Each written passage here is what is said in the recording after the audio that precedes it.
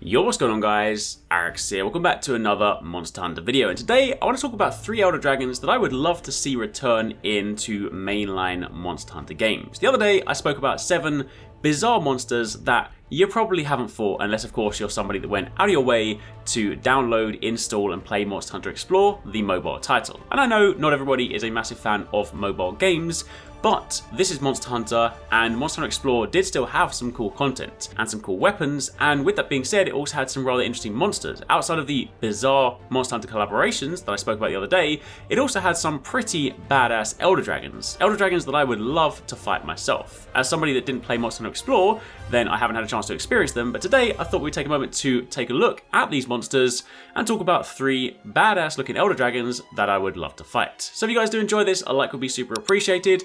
Comment down below if you have any questions. Let me know if you guys fought any of these monsters, and if you did, what would they like to fight? And of course, do be sure to keep it locked for plenty more. Also, if you guys haven't picked up some of the ponchis, don't forget, we do still have some of these left on the store right now, on the endgame store. These are the limited edition, officially licensed Monster Hunter plushies we produced. They are cute little palicos wearing monster ponchos, hence the name ponchis, and there are 4 sweet designs. There is still some stock available right now, so if you guys do want to grab them in time for Christmas, make sure you place your orders soon, and of course grab them before they completely sell out. But let's begin at the top. First, I want to talk about Elgarudia. I believe that's how you pronounce it, but either way, this thing looks crazy. Truth be told, this looks like something that would belong in like a JRPG as a final boss, or like one of those side bosses that you just find that are infinitely more difficult than the final boss. This thing is crazy. Described as the Heavenly Crystal Dragon, Elgarudia has the standard bodily structure for Elder Dragons. Most of their bodies are covered in a mix of white feathers and golden scales. Hence the sort of JRPG boss comparison, because it kind of just looks like one of those chaotic angels. They have black feet, a red chest alongside the underside of their necks, and they have avian-esque faces featuring piercing blue eyes, red markings, hooked down beaks, red tufts on the back of their heads, and a bit along their necks. Their last finger on their wings have a noticeable curve to them at all times, giving the last section of the wing an opposing sort of circular curve. The wings also have some reddish-orange crystalline spikes of varying sizes on them, and they also have a ridged feather-like structure on their backs. And on the underside of their tail, as well as on the wings, are red structures with dark markings that form eye-like patterns. In total, there are 5 of these structures. Now, like many monsters, Elgarudia are capable of breathing fire. However, the fireballs that Eo breathes have a unique property.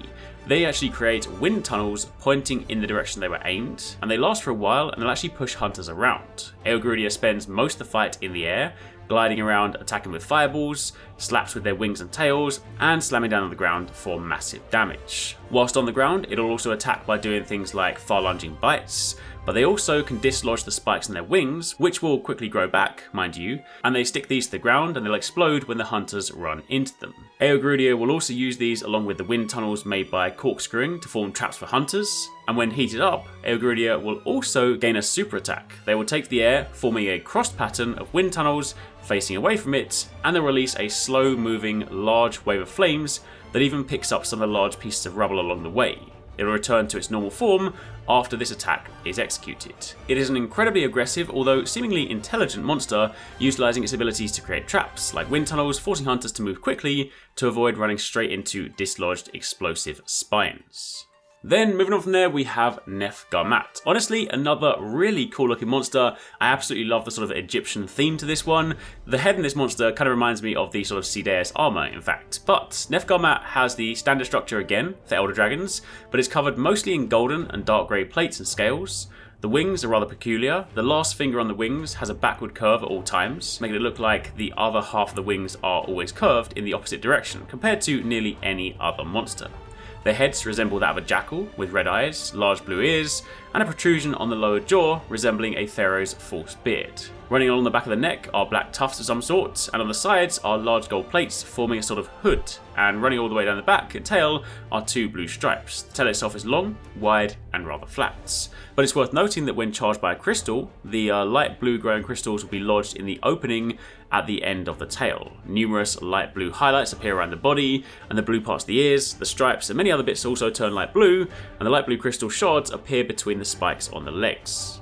Nefgomat has a variety of physical attacks, charges, large claw and wing swipes, wing slams, soaring body slams, even 360-degree spins and tail slams. It's also notable for its geomancy, like sticking its tail into the ground and causing bursts of sand from below all around it, or quickly leaping back while spitting some sand in front of it, creating a sinkhole that draws hunters towards the centre and eventually bursts up in the middle. It can also breathe sand while stationary, which also makes more sinkholes. When enraged, this monster will often immediately bury its tail deep into the ground, attempting to suck up a particular crystal into the opening at the end of the tail, and it also draws in sand and rubble from all around as it does this, and even causing some bursts of blue energy nearby. Upon grabbing the crystal that it's searching for, it then becomes charged with energy and gains new attacks, such as the sliding pounce, raising stone columns from the ground before slamming against them, causing them to shatter and then send rubble flying, and even a leaping charge, complete with bursts of energy from each hop. The tailspin it has also now leaves behind circles of energy that almost immediately explode, and many of its existing attacks also appear energy charged, though it doesn't actually affect anything. Like most monsters, Nefgomat does not of course take kindly to intruders in their territories, and they are also infamous for causing desertifications with their abilities. And then finally, the very last one is actually really cool. When you first look at it, it almost looks kind of like a mixture of Nergigante, Gormagala, and just like, a creepy gothic creature. This of course is Morimunto. Morimunto has a body structure similar to the likes of Gormagala, but its scales are white with some patches of steel, its feet are dark grey with 4 claws, tufts of fur can be found in its legs and the hands of its large muscular wing arms, which also have what looks like singular red lines with a few spines lining them that resemble teeth, and particularly tall membranes. Large spear-like spines run along its back and tail, which end in clubs that somewhat resemble large clawed hands. Its neck has a large throat sac with a vent-like opening, and its mouth features a barbed tongue as well as a pair of sharp tusks. The rest of its teeth are flat, and last but not least, its most distinct characteristic is a large black crown-like set of horns, which is what the monster is titled from, given that it is called the Black Crown Dragon. Morimunto is able to produce a black metallic substance in its body, which it can secrete, like when slamming its tail against the ground for example, or it can spit this out.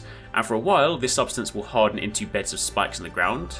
But another surprising ability, not only do its wings have the standard ability to fly, but they can stretch far away, allowing the Morimunto to essentially drag itself around. Each of these wings can even split open, revealing a large mouth full of numerous sharp teeth, which can be used to bite and swallow prey from a distance. It is an incredibly aggressive monster and requires a lot of energy to survive. Thus, it's known to try and eat anything that it comes across.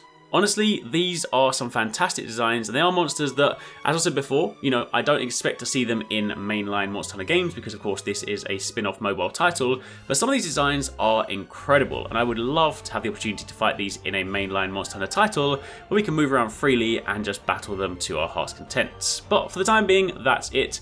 That's a look at 3 Elder Dragons that I would love to see return in Monster Hunter. Hopefully you guys enjoyed this. If you missed some of the recent videos, be sure to check out one of these ones, and keep it locked for plenty more.